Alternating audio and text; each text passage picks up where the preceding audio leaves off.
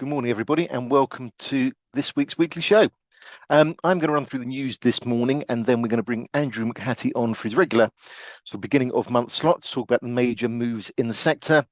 And then this week's special guest is Charles Gillings, who's going to talk to us about Utilico emerging markets. There's quite a lot to get through today, so I'm just going to try and push through this quite quickly. Try and give you the key bits, but probably as always, you may wish to go back and have a look at some of the other stuff on the website, but we'll try and direct you to there and give you the interesting bits. But without further ado, let's push on. So, news this week, things I wanted to talk about. HICL Infrastructure, and kick off with that. That has done an interesting disposal, and it is going to be using some of the proceeds to fund a share buyback. I've grouped a number of things under renewables just because we've had some interesting results. I'm going to do a bit more of a deep dive into Bluefield Solar and then just a bit of a read through to TRIG and Greencoat UK Wind. There's also a number of interesting announcements and results in the property sector this morning. I'm going to cover a couple of those and point to another couple as well. So, thing with HICL Infrastructure, it has sold Northwest Parkway, which is a toll road project in Denver. This is a 75-mile public toll road per hour charging, 23 structures, 3 major interchanges, 4 ramp toll plazas. The key reason I'm saying all that, this is a big piece of infrastructure, is a significant asset. And the really interesting thing is that HICL sold its share for about 232 million US. They're saying it's around a 30% premium. If you look at the small print, at the time of writing yesterday, it was 34%, because obviously there's a exchange rate issue here. But assuming that stays roughly where you are, you're looking at a 30% premium, and that was the 30 September valuation. Just put a little picture in the bottom to give you some idea, because I had no idea what this thing looks like. But obviously, as I say, it's a major piece of infrastructure. Why such a chunky premium? Well, and there are a couple of things here. HICL says that really they were able to get all the shareholders to come together, and they were able to sell it to one strategic buyer as a whole thing. Which allowed them to get a more premium valuation for it. And I think one of the key reasons that the buyer was so interested, and this applies to a lot of these infrastructure assets, very strong inflation correlation, particularly over the past 2 years, which made it very, very attractive for them. Obviously, there'd been a lot of due diligence done on this, so obviously they've got a pretty decent price. I'm not suggesting for a moment that they would get that for everything, but it gives you some hint of what the value is in the portfolio. Completion expected in Q2 this year. Now, interesting thing is this brings total value disposals to over £500 million during the last 12 months, which is something they've been saying they were going to do. They have been actively recycling the assets. Key things within that is they've sold assets across a range of sectors and geographies, and all of those have been at or above respective carrying values in the NAV, which I think really underpins the validity of HICL's NAV. And obviously, with rising interest rates, etc., a lot of investors have been concerned about the validity of the NAVs and interest rate exposure, etc., etc. But I think this transaction in particular shows the extent to which public markets are undervaluing these assets. I mean, HICL's discount to NAV is circa 23%. If you look at the following chart, actually, I don't think the NAV here reflects the uplift that's going to come. So if anything, it's going to be a little bit higher. But it gives you some sense of, and this is something we've been talking about for quite a while, the strength of the NAVs and the valuation opportunity here, and the fact that actually longer term private asset or private investors are putting higher values on these things. And these are quite scarce assets in public markets. I mean, there are not a lot of tow roads around, and a couple that certainly there have been taken out in the last couple of years. Other interesting thing just reflecting discount is of that 232 million US, chunk of it's going to go to paying down its RCF, although they will be looking at other opportunities. And they are specifically going to allocate £50 million of the proceeds to a share buyback program, which has benefits of being NAV accretive, and they hope it will help dampen down share price volatility. That program at this stage is going to run for 12 months. Bluefield Solar, good set of interims from them. There's some interesting mechanics in here. that I wanted to run through. So revenue growth 16.5% compared to the sort of same 6 months in the prior year. And this is despite sort of weakening of spot prices. Actually, solar radiation has been quite a bit below budget. I mean, one of the things with this asset class, solar, obviously you've got a bit of wind in there now, but solar is very, very predictable. With sort of 95% confidence, you can expect it to be plus or minus 7% in any given year. So sort of 13% below budget is probably quite unusual. And also, there's a West Raynham site, which is a 50 megawatt site, was not available for the first 3 months of the period. So that would have dragged on production as well. And you do see that sort of in the NAV bridge later on.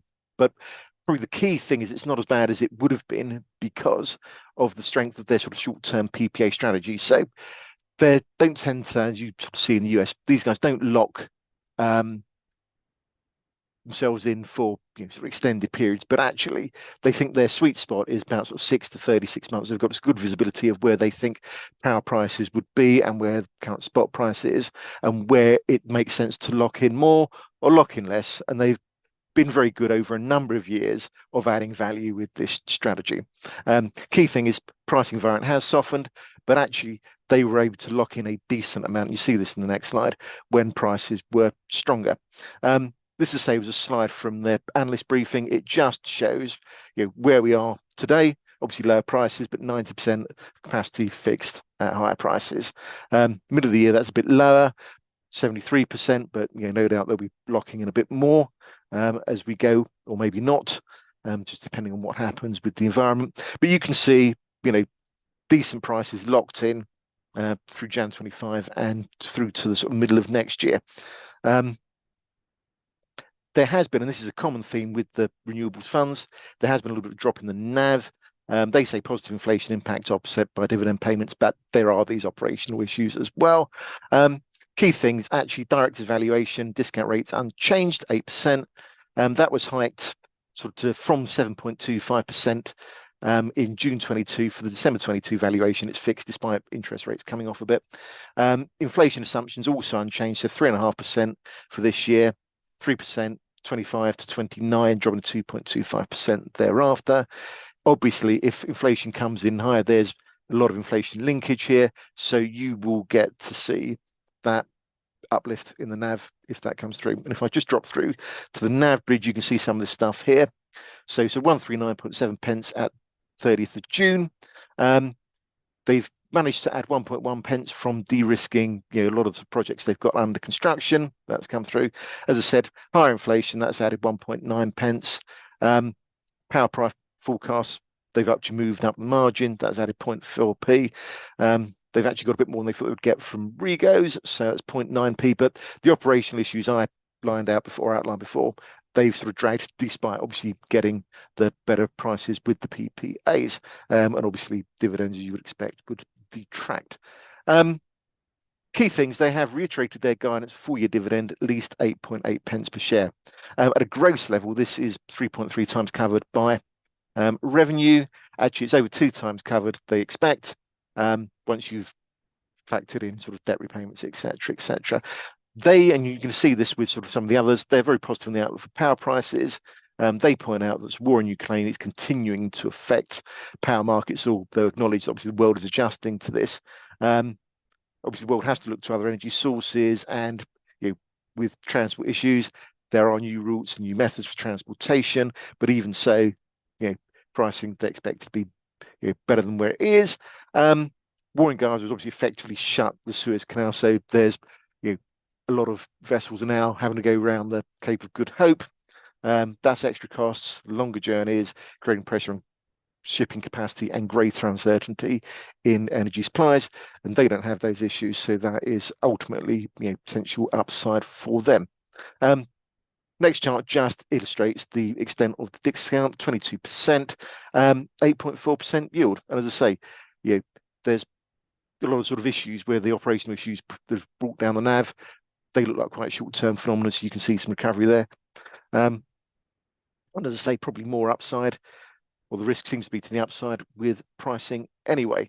Sort of similar story elsewhere. I just wanted to briefly touch, just got the one slide on TRIG and one on Greencoat UK Wind. TRIG, 10 years old, its annual results, underlying performance is strong.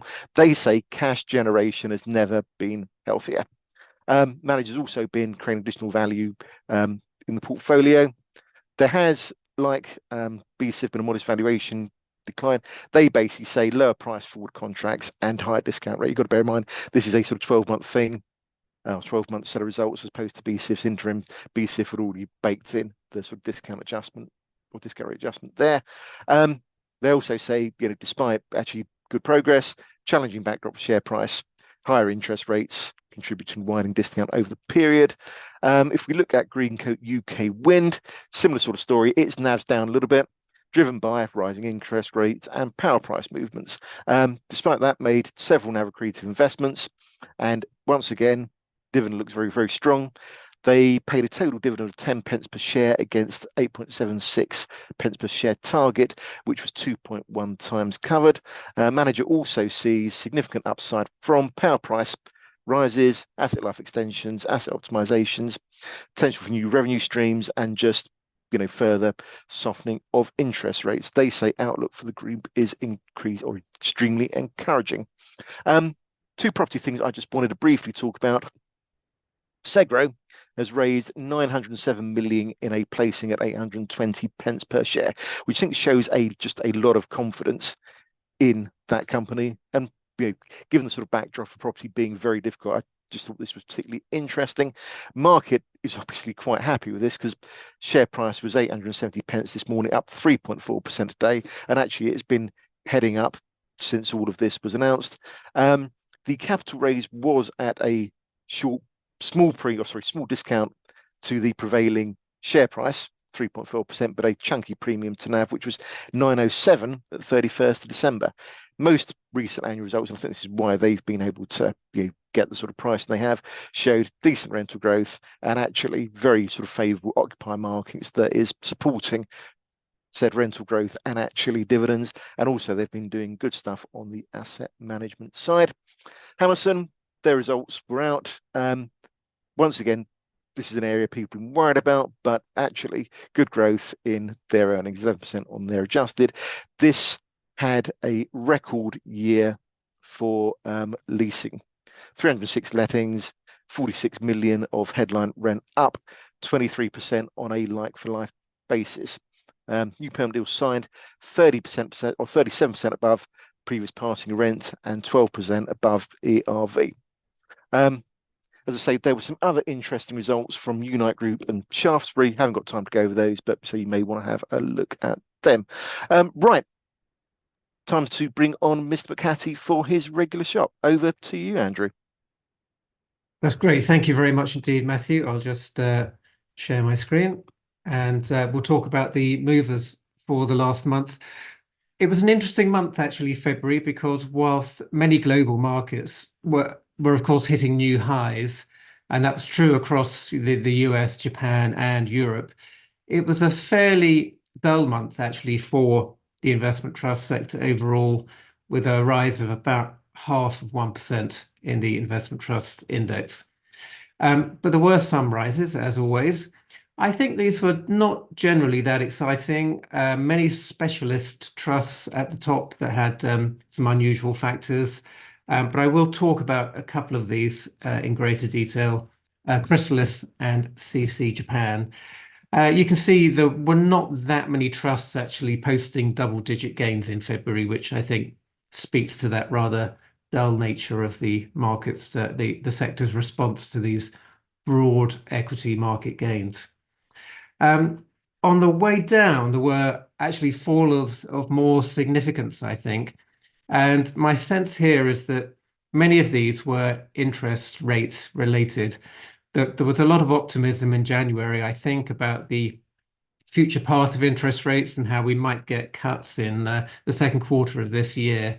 I think as the inflation numbers came in slightly higher than anticipated, that initial wave of optimism that we often see in the new year dissipated quite quickly. And that meant actually that interest rate sensitive sectors gave up some of the gains or came down a bit. So on this list of fallers, there are quite a few REITs on here, and also renewable infrastructure more broadly. Those are the interest rate sensitive sectors. But just as you were saying, Matthew, I think there's some interesting stories actually in the property sector, which is, of course, a cyclical industry. This is not undergoing some kind of massive secular decline as a result of these interest rate rises. So I'll talk about 3 of those trusts as well. So let's have a look at Chrysalis, which had a good month. I think in some ways, Chrysalis is a bit of a poster child for the growth sector. It's certainly a very high-profile trust, not least because the managers banked an enormous performance fee on the way up, you'll remember, which of course hasn't worked out that well for shareholders because the gains soon reversed. You can see from the 3-year chart here, there's been a very rough period for Chrysalis. It's really been a very, very bad faller over this period. And I think there had been a couple of moments of false hope where people thought maybe it was recovering. But I think we are now in another phase where I think there's a broader belief that the recovery cycle may be beginning. I think we've seen this actually in a few of the growth-oriented trusts that I follow. Things like Seraphim Space and Syncona have certainly bounced well off their low points. And we've seen that with Chrysalis too. And I think it's justified. The last quarterly NAV was showing actually a reasonable gain of 6.5%. And whilst I think there's been a lot of quite understandable skepticism about the valuation of private assets, I think there's actually quite a lot of evidence building that the valuations in most of these trusts have been fairly reasonable. And in some cases, they may be undervalued if you're looking forward. And the big story, really, that I think that's driven Chrysalis shares over the last month has been Klarna, which is its 4th largest holding. This is quite a well-known stock, Klarna. And the belief is that it could choose to float later this year. Could be in the 3rd quarter, maybe the 4th quarter. And the valuation range, I think, has been subject to quite a lot of talk and discussion. The most recent range I saw was between 15 and 20 billion US dollars. But I think the belief now, the most recent reports anyway, are that the pricing could well trend towards the top of that range. Now that's relevant for Chrysalis because it's currently valuing its stake in Klarna at about 11 billion market cap. So there's potential there for quite a big uplift in the NAV if this transpires. And of course, it's a very big if. But I do think it's interesting for the share price because, of course, it is on a huge discount. And the trust has said that realization proceeds will be applied partly to share buybacks. Certainly, there'll be some return of capital to shareholders. So, as always, this kind of stock comes with quite a heavy risk warning, I think. But nevertheless, I think if you are considering introducing a little more risk into your portfolio, then some of these growth investments that you may well have shunned for quite some time, I think are looking quite interesting again. So worth thinking about. Moving on, there are not many charts I could show you on the 1-year share price that do start as we'd like in the bottom left-hand corner and move to the top right. So I think it's worth tipping our hats actually to CC Japan Income and Growth. Of course, Japan has finally hit new highs after more than 30 years. So it's quite extraordinary actually that it's managed to achieve this finally. And CC Japan has been one of the better trusts of late because actually it's been a bit disappointing. The Japanese investment trust sector has been a bit of a disappointing hunting ground because in 2022, trusts were really held back by being largely growth oriented, which was the wrong place to be. And then in 2023, these are, of course, trusts that are providing you with a sterling return. And they were very much hampered by the weakness of the Japanese yen, which reduced the returns in sterling. So actually many of the returns have been rather disappointing if you compare them to the headline Nikkei 225 returns. The CC Japan, I think, has stood out. It's a more value-oriented trust. It's done very well. And I think on the one hand, it does have actually quite a low profile compared to some of the other trusts. It's a bit smaller. But actually, the market has given it a premium rating against its peers, and therefore you could argue its performance is actually recognized by the market. The discount's about 2.9%, which is certainly narrower than the sector average for mainstream Japanese trusts, which is more like 8 to 9%. And you get a dividend yield here as part of your return, which is actually quite unusual for Japan. So I think it's interesting. And one big factor here is this exchange rate, which has been a really significant headwind actually for sterling investors over quite a long period now. And of course, it's an impossible task to try and call the actual moment where that's going to turn around. But I think both anecdotally from people who've been to Japan and tell me how cheap it is, but also I think from a technical perspective, it does look as if the yen is probably oversold. And there could well be some policy changes to come from the Bank of Japan, which could well prove a trigger for that to shift. So on the balance of probabilities, I would think there's a decent chance actually of the sterling yen exchange rate turning around and that becoming a tailwind for sterling returns rather than a headwind. So in spite of the new highs being hit by Japan, I don't think it's too late to invest. So let's get into the negative parts of the market now, and real estate has been very much a part of that. There are a few trusts I'd just like to mention. One is Life Science REIT, obviously a specialist trust which is focused on the magic triangle, the golden triangle of Oxford, Cambridge, and London, providing space to life science companies, mainly for laboratory space and that kind of thing.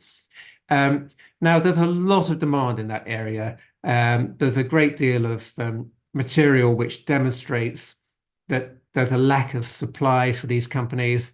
And generally, when space does become available, it gets snapped up quite rapidly. And yet, these shares are very much unloved, as you can see from the share price chart on the right. And the assets, I think, have been fairly resilient. They have come down a little bit, but actually the discount of more than 50% seems to me to be excessive.